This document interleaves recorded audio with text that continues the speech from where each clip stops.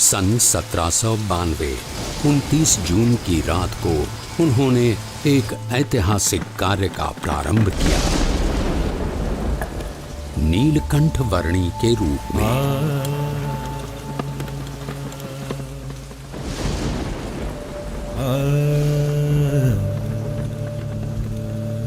इस संसार के सारे बंधनों को त्याग कर अनंत जीवों के कल्याण के द्वार खोलने के लिए नीलकंठ वर्णी चल पड़े एक अद्वितीय कल्याण यात्रा पर।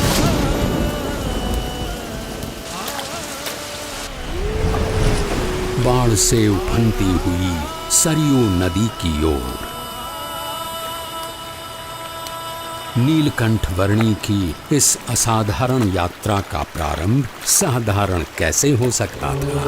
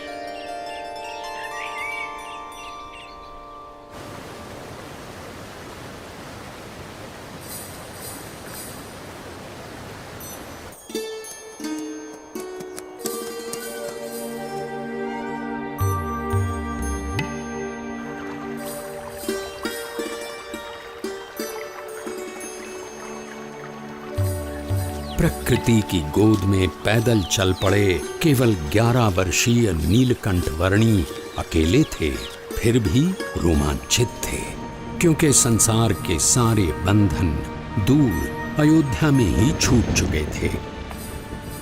जैसे जल की बूंदें जल में ही मिलकर रह जाती हैं, वैसे ही वे मुमुक्षुओं के बीच रहना चाहते थे।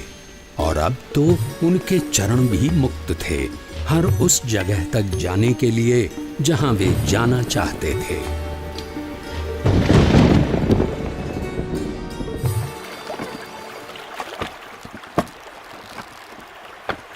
अमरपुर गांव की धरती पर सूर्योदय तो हर रोज की तरह हुआ था, पर आज वहां के लोगों को कुछ अधिक प्रकाश मिला। एक बाल योगी की कांति का प्रकाश।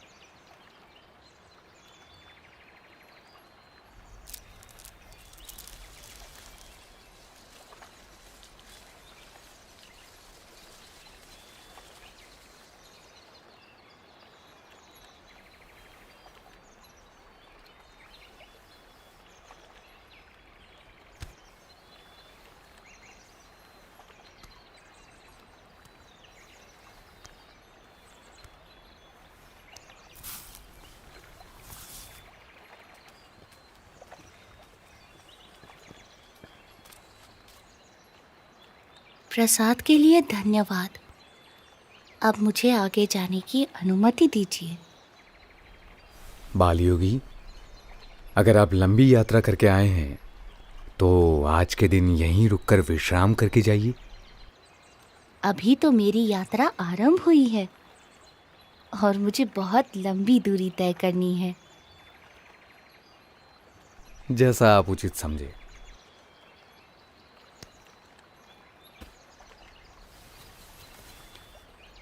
ये लीजिए, शाम के लिए कुछ फल साथ ले जाइए। सुबह शाम की चिंता करनी होती तो संसार का त्याग ही क्यों करता। जो जीवन के अगले पल देंगे वे ही पल पल के लिए सब कुछ देंगे।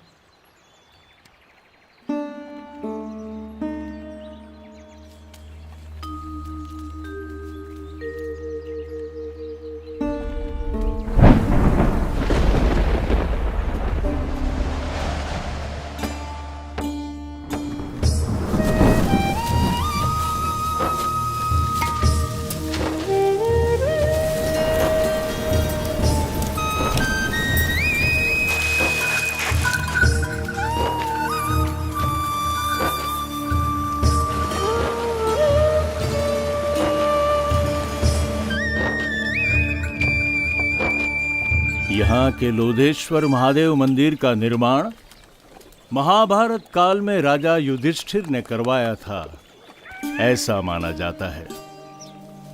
महादेव जी का यहाँ सदैव निवास है।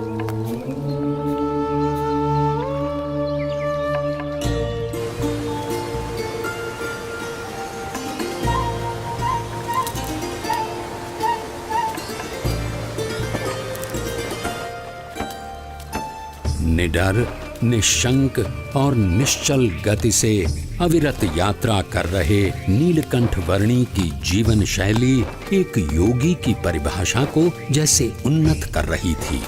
जो कुछ भी भोजन मिले उससे निर्वाह कर लेना उनकी आदत बन चुकी थी। एक ब्रह्मचारी की तरह आसन मुद्रा में ही निद्राधीन होना उनका नियम बन चुका था और मुमुक्षुओं की खोज में चलते रहना उनका नित्य क्रम।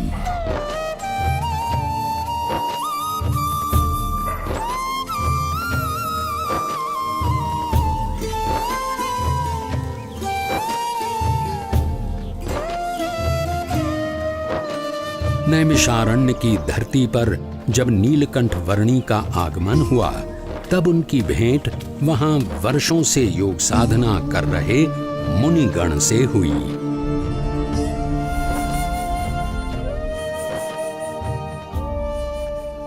आपकी उपस्थिति से ही प्रतीत हो गया कि हमारी वर्षों की योग साधना सार्थक हो गई, अर्थपूर्ण हो गई। योग साधना की अर्थपूर्णता तब होती है जब योगी ब्राह्मी स्थिति को प्राप्त कर प्रत्यक्ष परब्रह्म में जुड़ जाए, ऐसा भगवद गीता में कहा गया है।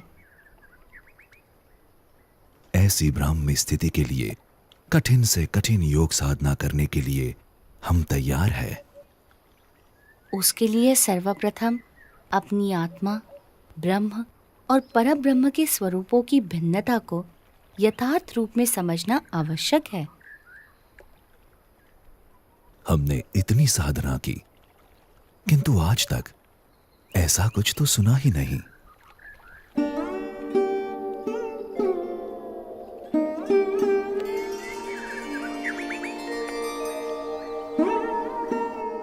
बालयोगी, आपके विचारों में कुछ नवीनता है। हमारी अभिलाषा है कि आप सदैव हमारे साथ यहीं रहें। वैसे भी इस नैमिषारण्य से अच्छा स्थान इस पृथ्वी पर कहीं नहीं है। ऋषिवर, जहां भी भगवान या उनके सच्चे ब्रह्म स्वरूप सत्पुरुष की निश्रा है, वैसा हर एक स्थान नैमिषारण्य तीर्थ के समान ही है। नैमिषारण्य से चल पड़े नीलकंठ वर्णी सहजापुर आ पहुंचे।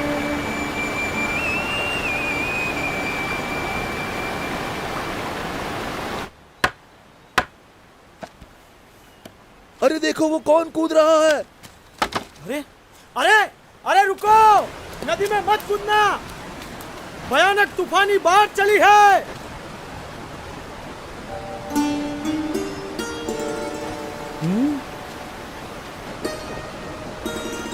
अरे कूदे तो मर जाओगे, वापस आओ, रुक जाओ, ठहरो, मर जाओगे। कहाँ गया? लगता है पानी के भंवरों ने उसे खींच लिया, डुबो दिया। इतनी भयानक बाढ़, उसका जीवित रहना असंभव। मर गया बेचारा। कहाँ गया वो बच्चा? कहीं नजर नहीं आ रहा। राम राम। मर गया बेचारा।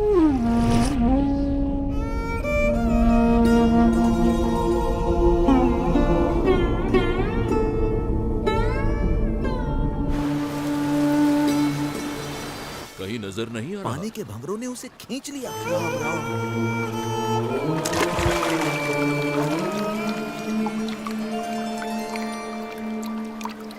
इतनी भयानक बाढ़ में उसका जीवित रहना असंभव है। बेचारा। अरे पता ये नहीं कौन होगा ये वो। कैसे बच गया?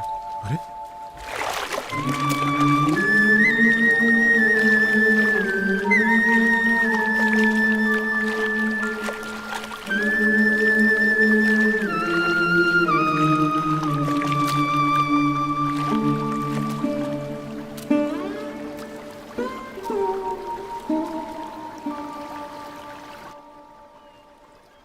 आप इतनी सहजता से इतनी तूफानी बाढ़ में कैसे कूद गए? आपको डर नहीं लगा? भीतर की शांति ऊपर के तूफानों को भी शांत कर देती है। ऊपर के तूफानों से डरोगे तो भीतर की शांति कैसे पाओगे?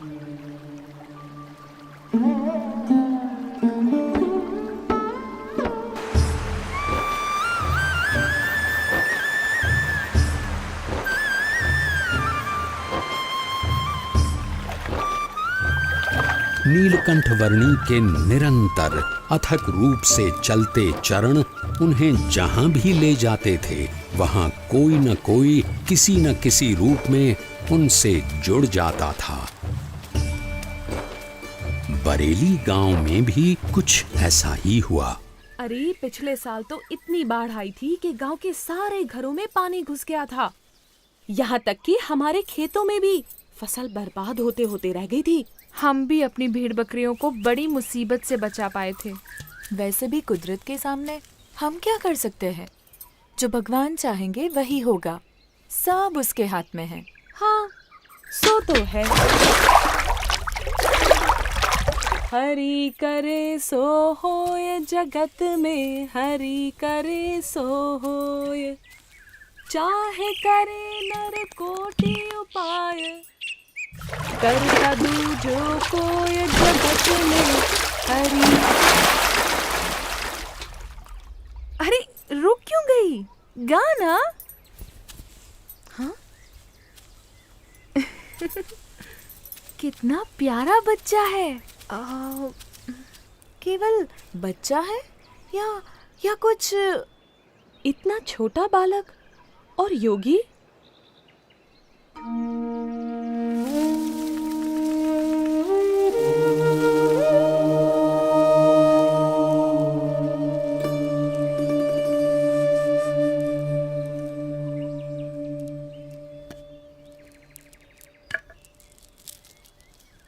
बेटा, तुम कौन हो?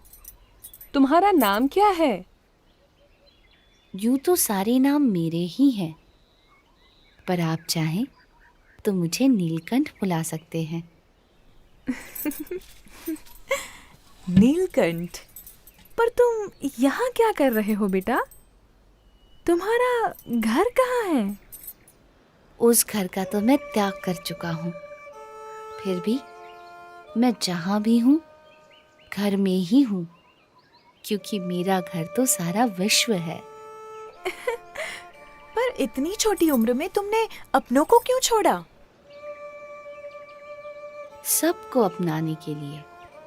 जो भटक गए हैं उन्हें घर वापस लाने के लिए। तुम हो तो इतने छोटे से, पर बातें बहुत बड़ी बड़ी करते हो।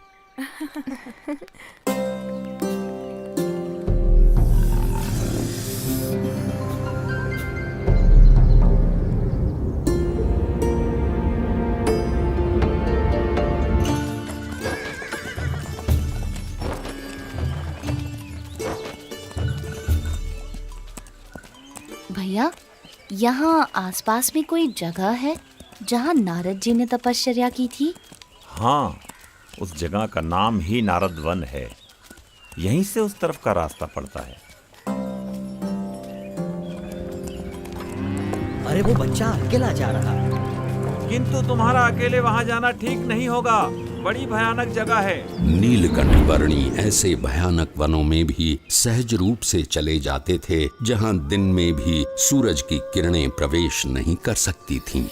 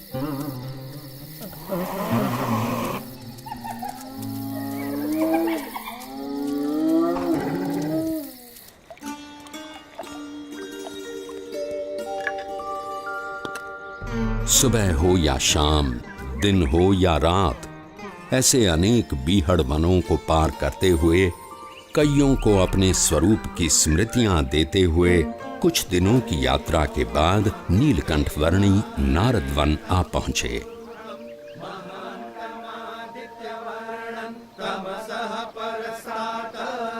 तमेव विदित्वाति मृत्युमेति नान्यः पन्था विद्यते।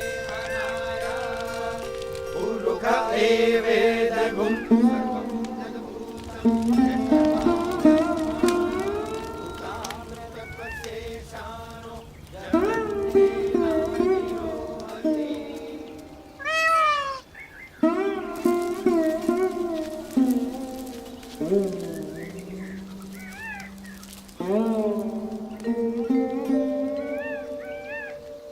आपके दर्शन मात्र से प्रतीत होता है कि कई वर्षों से जिनका स्मरण हम अपने हृदय में करते आए हैं, वो भगवान स्वयं आज हमारे समक्ष प्रकट खड़े हैं।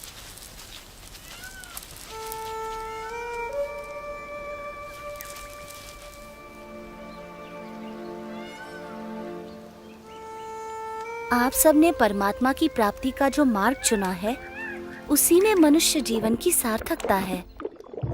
ये मार्ग विकट है, पर हमें इस मार्ग पर चलते रहना है। चाहे कितनी भी समस्याएं आए, कितनी भी बाधाएं आए और मृत्यु भी क्यों न आ जाए,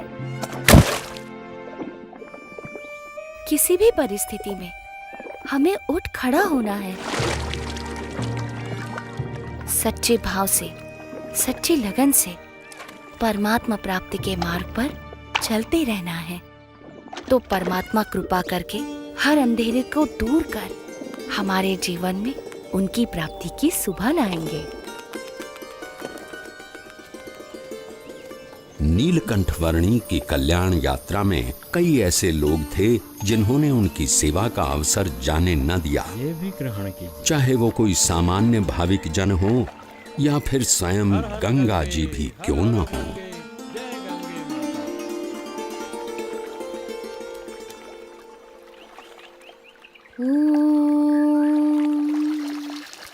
भूर्भुवः स्वः तत्सवितुर्वरेण्यं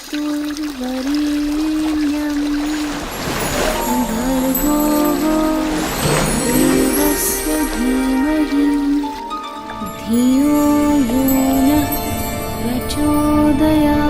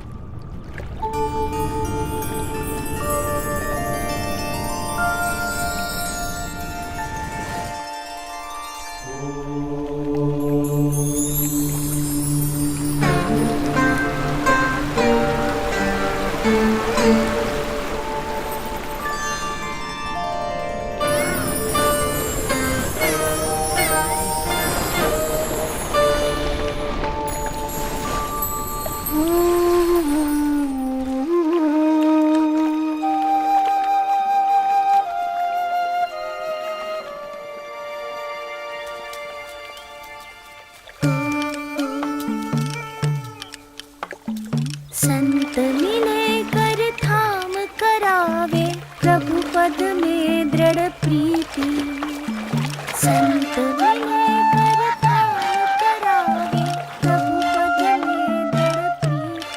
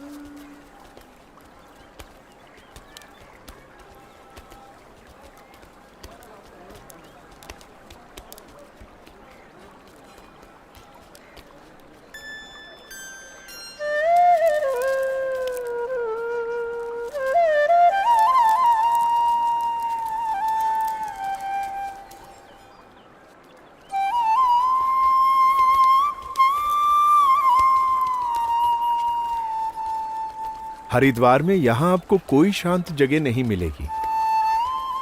मेरे साथ आइए, मैं आपको ऐसी जगह ले चलता हूं जहां शांति हो, एकांत हो।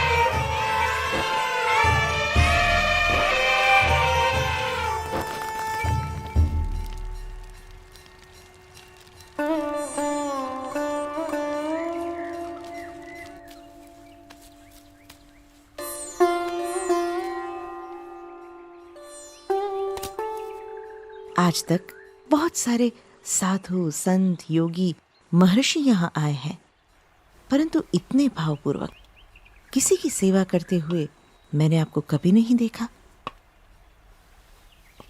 कौन है ये? जो कुछ भी है यही है। इनके आगमन से हरिद्वार सच में हरि का द्वार बन गया।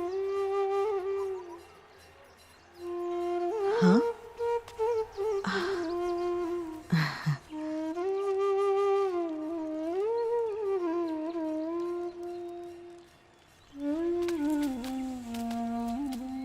आपकी बड़ी कृपा कि आपने हमें दर्शन दिए।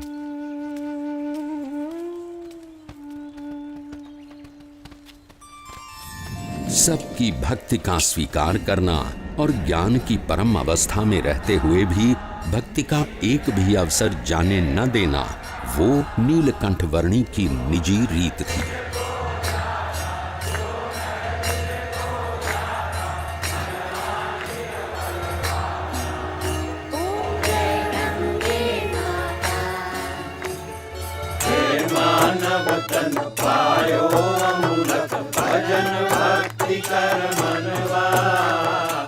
जन्माष्टमी के दिनों में नीलकंठ वर्णी तपोवन आ पहुंचे।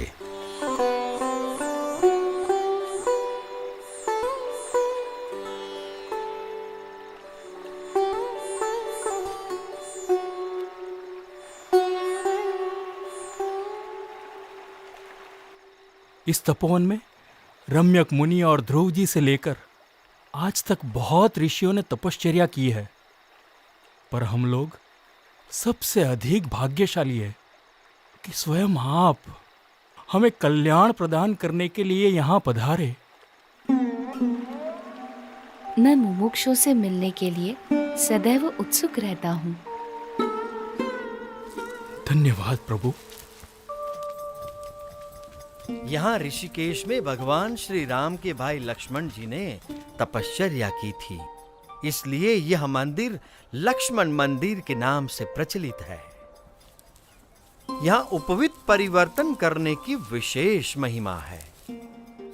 मनुष्यों और परमात्मा के बीच का एक मार्ग प्रस्थापित करने के लिए कटिबद्ध और भवसागर में डूब रहे जीवों को उबारने के लिए संकल्पबद्ध नीलकंठ वर्णी ने गढ़वाल प्रदेश में अपनी कल्याण यात्रा को आगे बढ़ाया।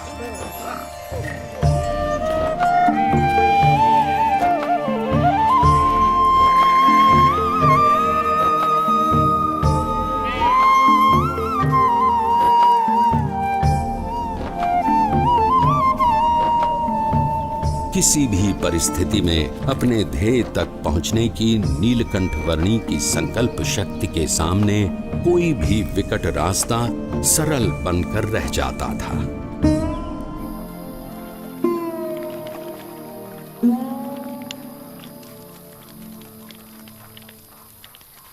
अरे उस बच्चे को देखो, इतनी ठंड में इतने कम कपड़े, ये जिंदा कैसे रहता होगा? प्रकृति की हर कठिनाई को हंसते मुंह सहकर भी प्रकृति के तत्वों का आनंद लेते रहना नीलकंठ वर्णी के लिए सहज था। उनकी ये विलक्षणता कभी-कभी प्रकृति के तत्वों में भी ऊर्जा का संचार कर देती थी।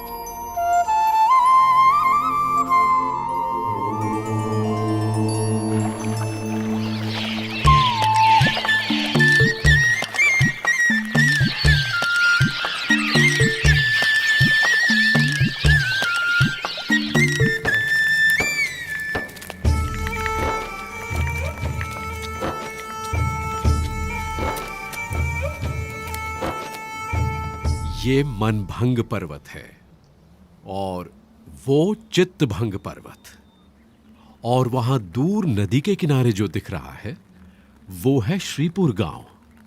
उस रास्ते से हम ऊपर केदारनाथ जा सकते हैं।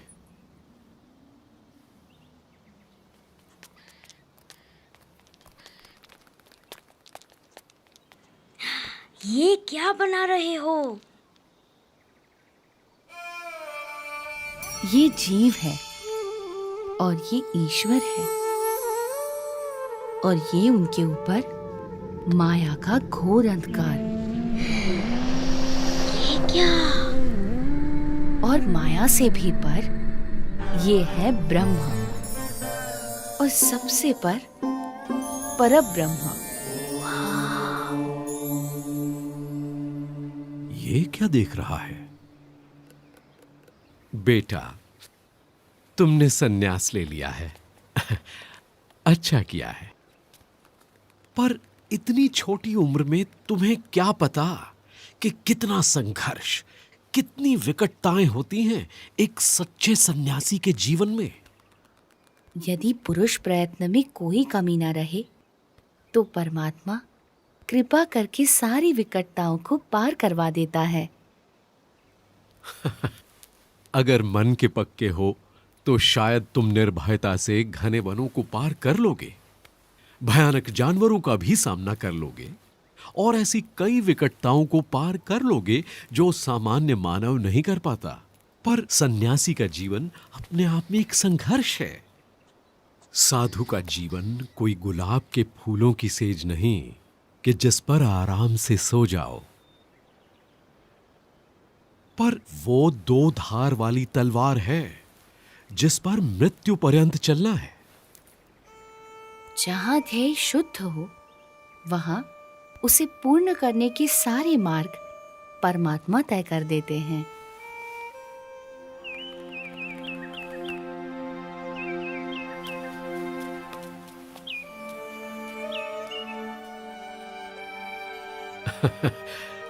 बच्चा है पर मन का पक्का है।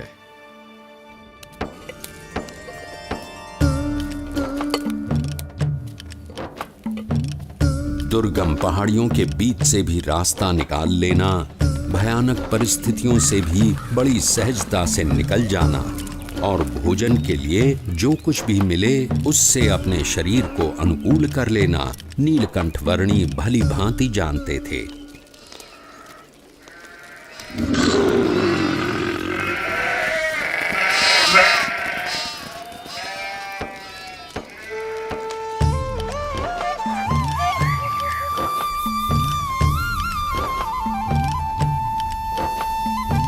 अपनी कल्याण यात्रा के दौरान नीलकंठ वर्णी श्रीपुर आ पहुंचे। प्रणाम महंत जी। आशीर्वाद। स्वस्थ तो हो ना? हाँ। प्रणाम। शुभम भवतु। कल्याण। ईश्वर मंगल करे। बाल योगी है, सुबह से यहीं ठहरे हैं।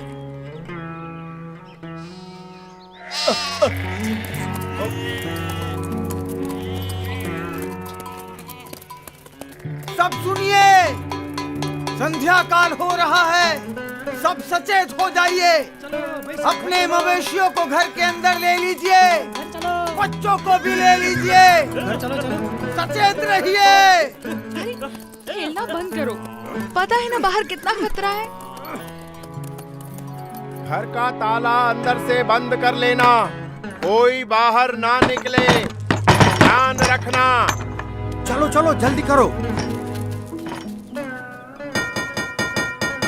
चलो जल्दी जल्दी सब कुछ अंदर रख दो। चलो चलो जल्दी करो। मैंने इस तरफ के दरवाजे बंद कर दिए हैं। फिर भी सब बंद कर दिया है। चलो जरा जल्दी करो। चलो चलो जल्दी करो। पीछे के सारे दरवाजे भी बंद कर दो। हाँ भैया। अरे कोई खिड़कियां भी खुली मत छोड़ना। अरे सामान आने के बाद अपने सभी लोगों को अंदर बुला लो, कोई बाहर ना रह जाए। बेटे, मैं इस कमलेश्वर मठ का महंत हूं। अंधेरा हो रहा है और रात बहुत डरावनी होगी। मठ के अंदर आकर रहो। अंतर का उजास बाहर के अंधेरे से डरने ही नहीं देता। अच्छा, अगर मठ में रहना नहीं चाहते हो तो फिर श्रीपुर गांव में कोई और ठिकाना ढूंढ लो, लेकिन यहां मत रुको। मैं बस्ती से दूर एकांत में रहना अधिक पसंद करता हूँ। लेकिन यहां रुकने में खतरा है। यहां रात में खूंखार जानवर आते रहते हैं। इंसान हो या मवेशी, किसी का भी शिकार कर लेते हैं। यहां रात की हवा में मृत्यु मंडराती रहती है। तो आपका कहना है कि मृत्यु आपके मठ में प्रवेश नहीं कर सकती? क्या आपके किवाड़ या दीवार मृत्यु को रोक सकते हैं? मृत्यु को तो कोई नहीं रोक सकता मेरे बच्चे, लेकिन सामने से मृत्यु को गले लगाना भी तो उचित नहीं। यदि मृत्यु को कोई रोक ही नहीं सकता तो उससे डरना भी क्यों?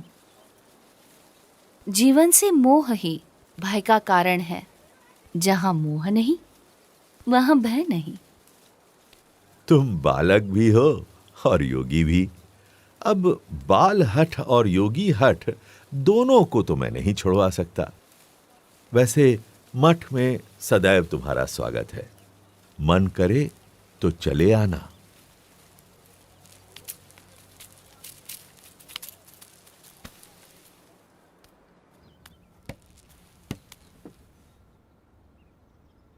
मुझे भय है, अगर कोई जंगली जानवर आ गया तो इसकी मौत निश्चित है।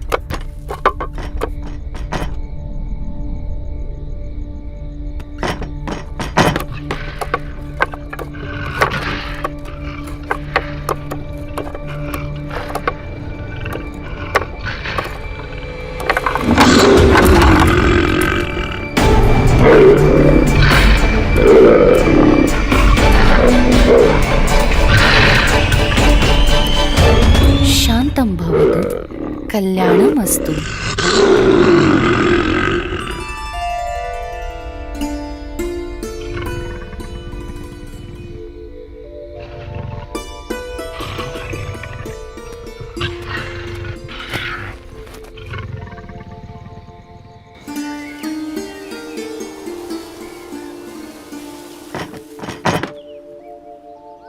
ये क्या? मैं ये क्या देख रहा हूं? अकल्पनीय। जहां दिव्य प्रेम हो वहां भय नहीं हो सकता।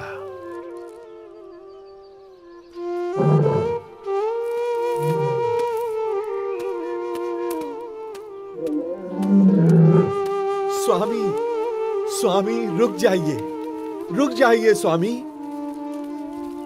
स्वामी, स्वामी अब आप कहीं न जाइए। ये मेरा मठ, मेरी महंती, मैं स्वयं, सब कुछ आपका है स्वामी। कृपया स्वीकार कीजिए, स्वीकार कीजिए। मेरा मठ तो सारा विश्व है।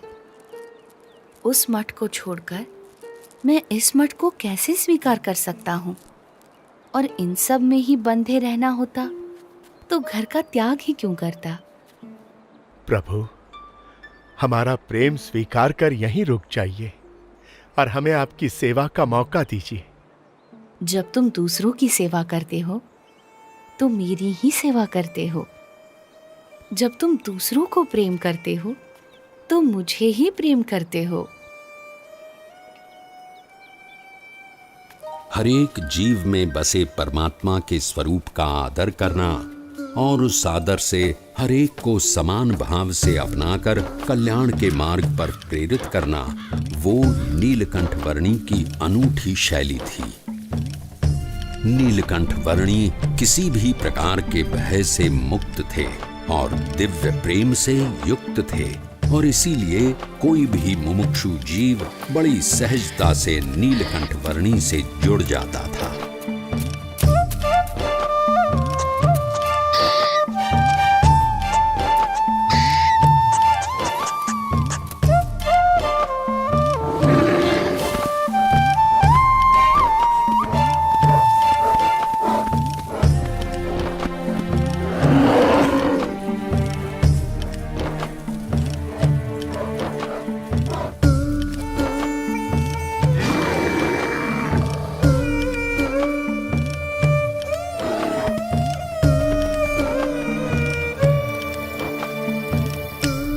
कल सुबह स्नान पूजा आदि करने के लिए अच्छी जगह कहाँ मिलेगी? इस तरफ चले जाओ।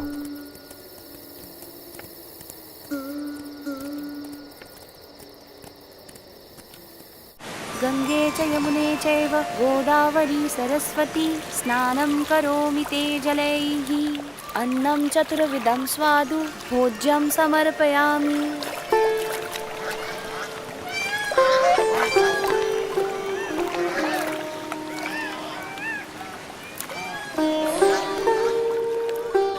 हमें जो मनुष्य जन्म मिला है वो बहुत दुर्लभ है और इसीलिए उसका उपयोग भी कल्याण के लिए होना चाहिए। संसार सिंधु तरन को नैया भक्ति हरि की कर ले भैया। संसार सिंधु तरन को नैया भक्ति हरि की कर ले भैया। अंत समय हरि मुक्ति दिलावै बिनु हरि के कछु काम न आवे। अंत समय हरि मुक्ति दिलावै बिनु हरि के कछु काम न आवे। अंत समय हरि मुक्ति दिलावै बिनु हरि के कछु काम।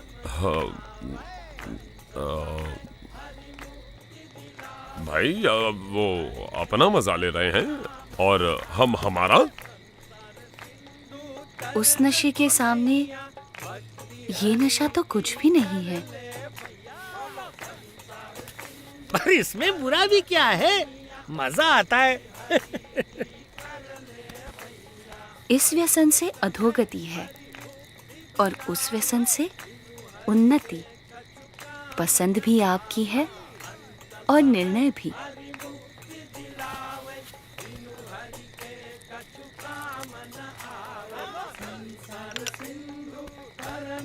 नैया भक्ति हरि की कर ले भैया।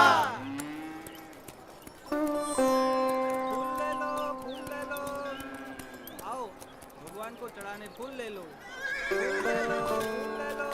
आप यहाँ पहली बार आए हैं? हाँ। तो मेरे साथ चलिए, मैं आपको गुप्त काशी के मंदिरों के दर्शन करवाता हूँ। चलो। ये गुप्त काशी का मणिकर्णिक कुंड है। यहाँ एक गौमुख से गंगा जी का पानी आता है और दूसरे गौमुख से यमुना जी का। अच्छा, गंगा यमुना का संगम है यहाँ।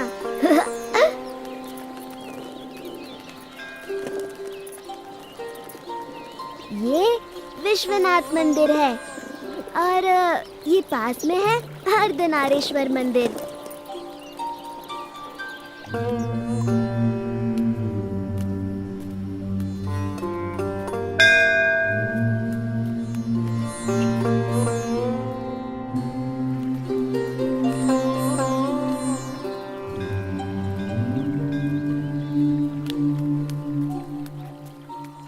अब आप कहाँ जाओगे? गुप्त प्रयाग और त्रियुगी नारायण से होते हुए गौरी कुंड और वहां से केदारनाथ। इतना दूर?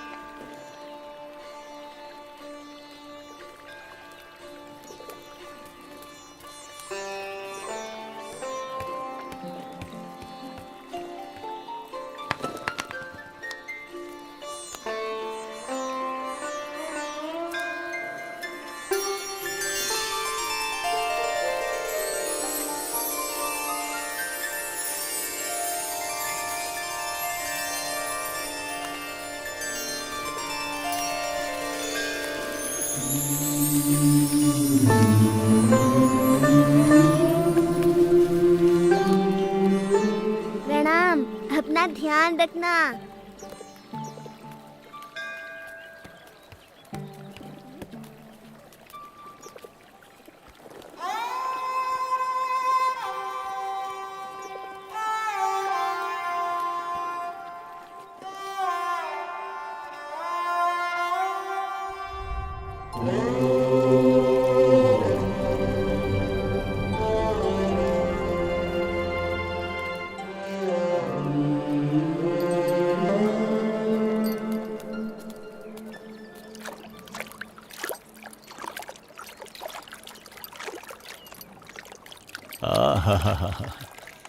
ये गौरी कुंड भी ऊपर वाले का चमत्कार है। चारों तरफ केदारनाथ की ठंड और उसके बीच में इस गौरी कुंड का गरम गर्मीला पानी। बस जी भर के नहाओ, ठंड की कोई फिक्र नहीं। सही कहते हो तुम।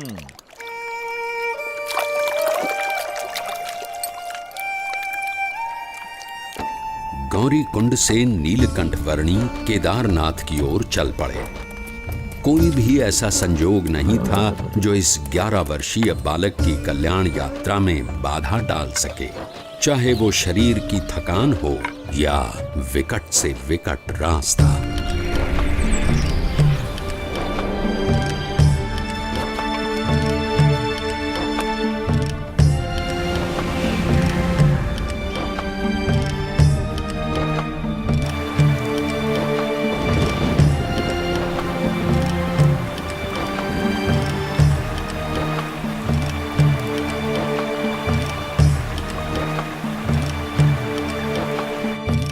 भवाटवी में साधु की संगत हरिपद प्राप्त करावे।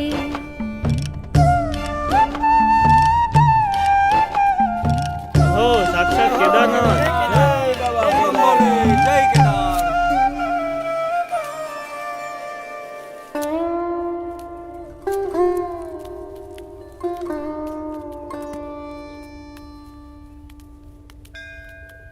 ये कहाँ खोया हुआ है? अरे किस दुनिया में हो भाई? साक्षात नारायण की दुनिया में। हाँ? क्या? कहाँ? मुझे इन वर्णी में साक्षात नारायण भगवान के दर्शन हो रहे हैं। तुम भी दर्शन कर लो। साक्षात भगवान नारायण। हाँ, ओ प्रभु, साक्षात नारायण। धन्यवाद धन्यवाद। प्रणाम प्रभु। प्रभु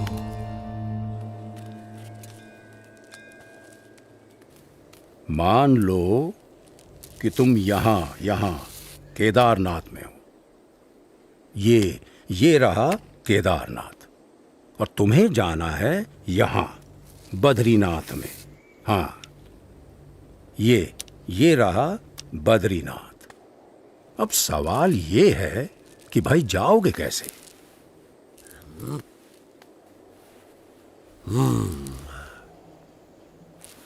तो तुमको जाना पड़ेगा पहले ज्योतिर्मठ, यहां पर, और फिर यहां से ऊपर हाँ, यहां तुम पहुंचोगे बद्रीनाथ। ये तो बड़ा लंबा रास्ता है, ज्यादा समय लग जाएगा। यही एक भला चंगा रास्ता है जो तुम्हें सही सलामत पहुंचा सके। और कहीं इधर उधर भटकने गए तो हमेशा के लिए भटक जाओगे। किसी जंगली जानवर का शिकार हो जाओगे, या भटकते भटकते ही मौत के मुंह में जा गिरोगे। हाँ, फिर तो हम इसी रास्ते से जाएंगे। हाँ भाई, क्या कहना है तुम्हारा? हाँ भाई, जान बचेगी तो ही तो बद्रीनाथ पहुंचेंगे। हाँ?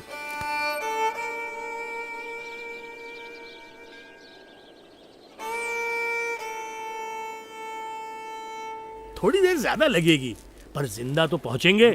हाँ, सही समझे। हाँ भाई, सुरक्षित रास्ते से ही चलेंगे।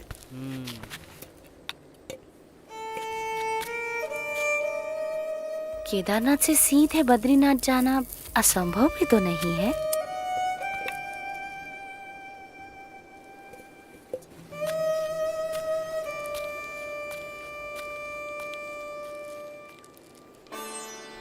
केदारनाथ से सीधे बद्रीनाथ, एक ऐसा मार्ग जिससे गुजरने के बारे में कोई सामान्य मानवी तो सोच भी नहीं सकता था, जहां मानो मनुष्य जीवन का अस्तित्व ही नहीं था। ऐसा कुछ भी नहीं था जो मनुष्यों को जीवित रहने देने का कारण बने। अगर कुछ था तो बस कदम कदम पर खतरा।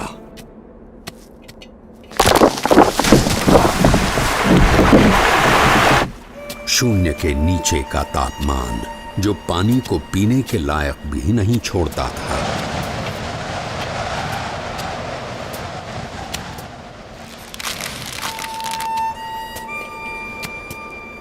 मीलों तक फैली हुई बर्फ जैसे विपत्तियों का महासागर, और हर क्षण मृत्यु का आह्वान।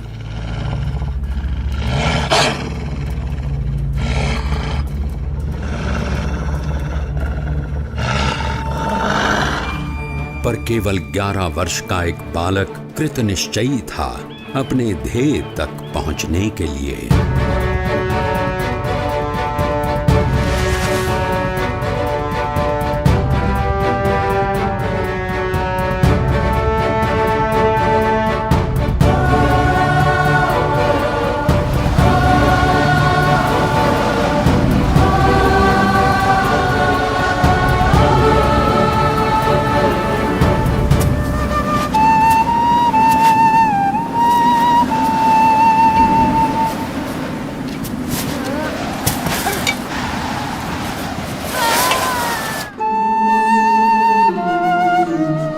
परमात्मनि यो रक्तो विरक्तो अपरमात्मनि।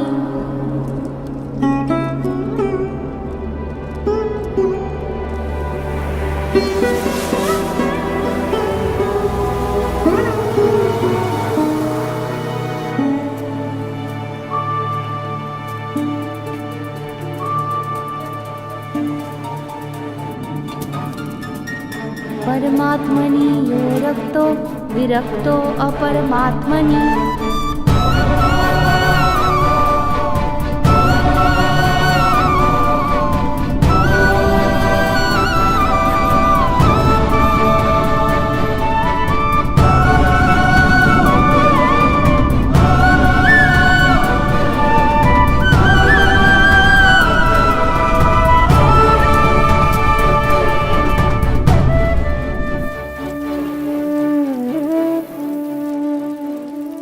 इस ठंड में हम लोग यहाँ कंबल ओढ़कर भी ठीक से सो नहीं पा रहे हैं, और वो बच्चा नंगे पांव, खुले शरीर, केदारनाथ से सीधे बद्रीनाथ के विकट रास्ते पर अकेला चल पड़ा है। क्या हुआ होगा उसका?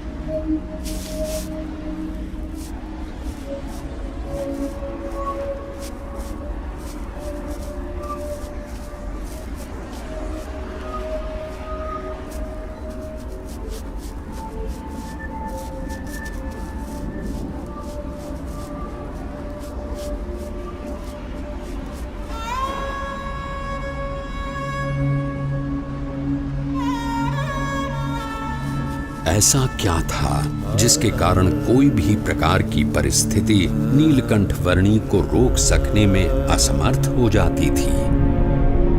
कभी हिम प्रपात तो कभी भयानक बारिश,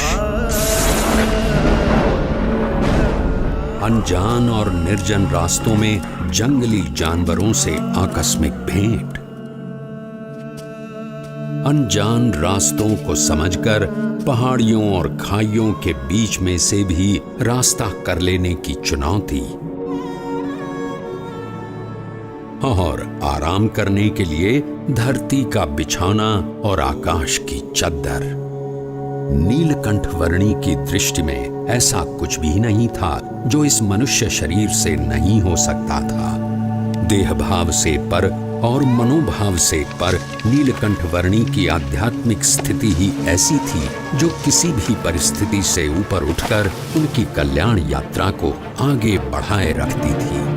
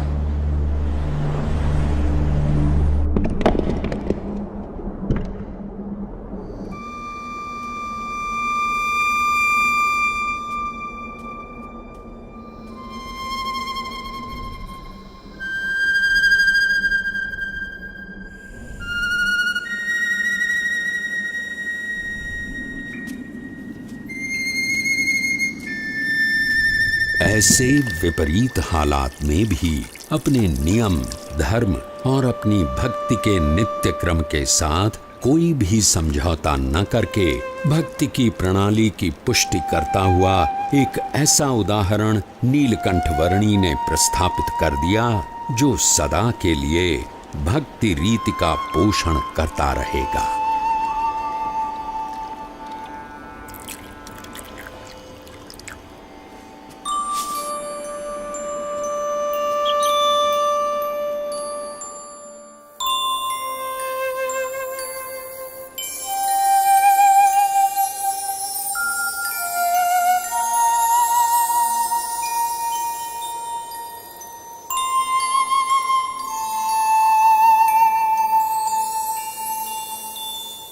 आज के समय में भी कई लोग साथ मिलकर बहुत सारी सुविधाओं के साथ जिसे पार करने के लिए हिचकिचाते हैं, वैसा केदारनाथ से सीधे बद्रीनाथ जाने का लगभग 75 किलोमीटर का मार्ग नीलकंठ वर्णी ने नंगे पांव, खुले शरीर, अकेले केवल 9 दिनों में पार कर लिया।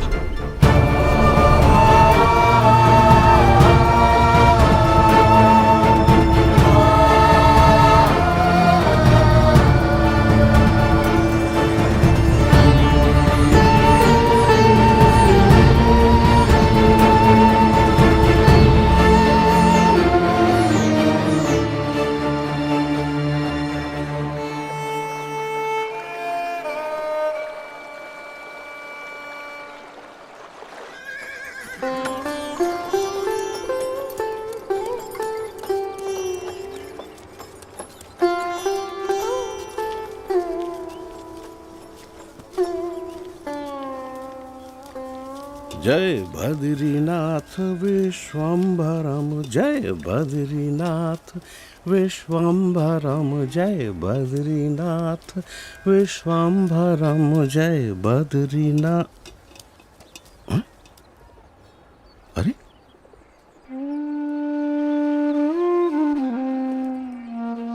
इस चरण छाप में ऊर्ध्व रेखा के साथ सारे 16 चरण चिन्ह। ये तो स्वयं परमात्मा के चरणों की छाप है। कहाँ है वो?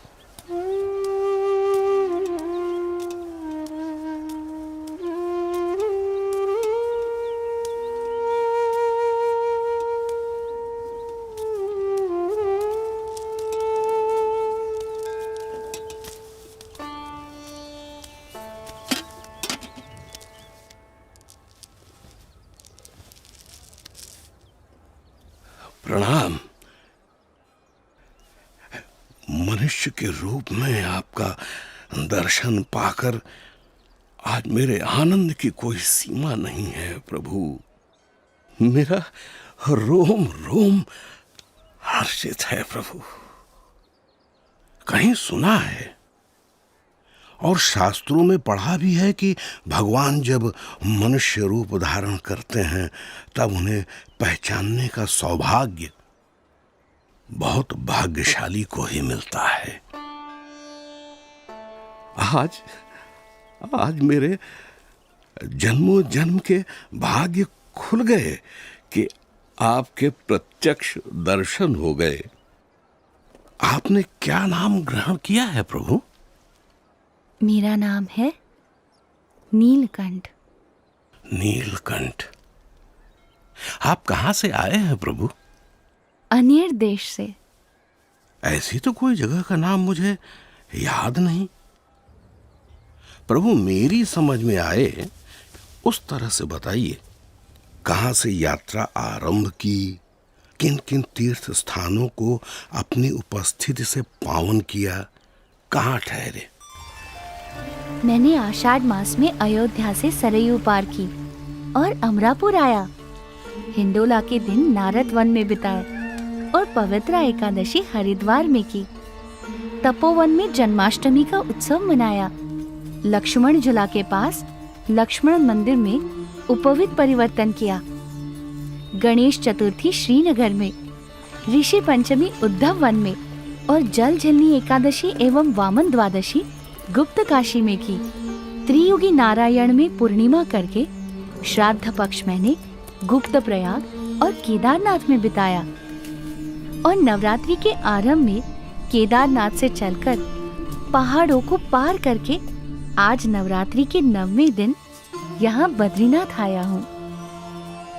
और आपका भाव है, इसीलिए दीपोत्सव और अन्नकूट उत्सव यही आपके साथ मनाऊंगा। अवश्य प्रभु।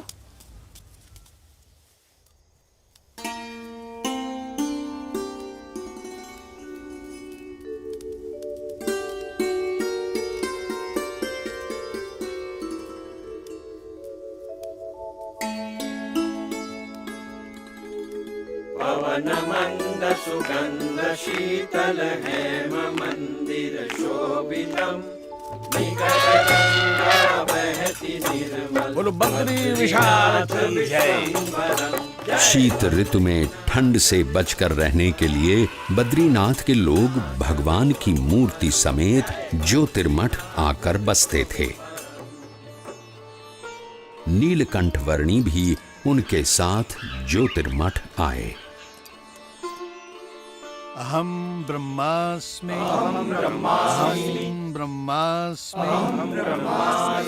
अयम आत्मा ब्रह्म एव अयम आत्मा ब्रह्म एव। ये सब उपनिषद के मंत्रों का अच्छा पाठ कर रहे हैं। प्रभु, ये तो हम सब का नित्य क्रम है। इन मंत्रों के रटन से ये सब अपनी आत्मा का ब्रह्म के रूप से अनुसंधान कर रहे हैं। ऐसा उत्तम ध्येय रखते हैं। उसका अर्थ है कि ब्रह्म, आत्मा एवं परमात्मा के स्वरूपों की भिन्नता को वे यथार्थ रूप से समझते हैं। हमने तो ऐसा ही रटन सीखा है। अहम ब्रह्मास्मि अहम ब्रह्मास्मि।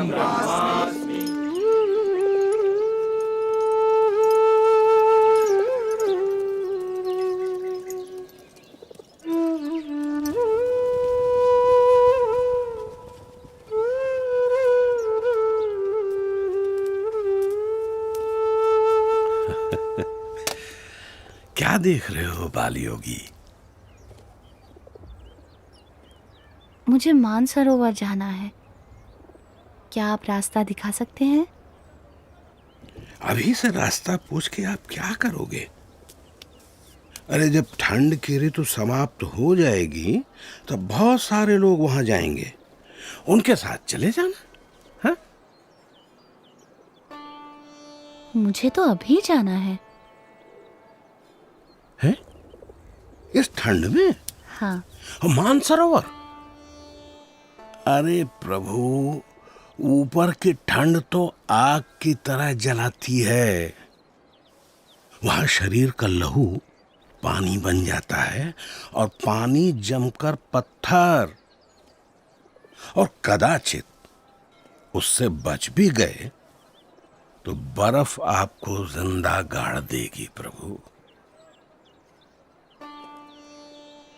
अरे प्रभु, इस ऋतु में मानसरोवर की ओर जाने के विचार मात्र से भी सब डरते हैं। आप मुझे योगी बुलाते हो ना? हाँ प्रभु।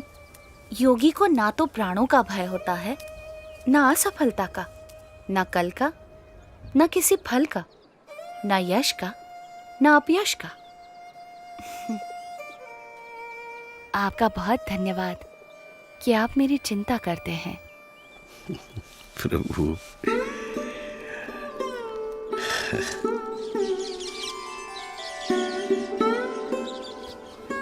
ऊपर की ठंड से बचने के लिए कंबल पर्याप्त तो नहीं है, फिर भी स्वीकार कीजिए।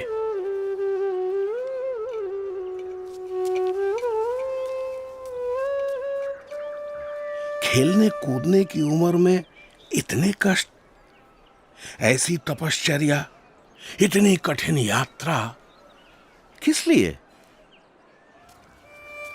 मेरी यात्रा कल्याण के लिए है। मैं आपसे फिर मिलूंगा।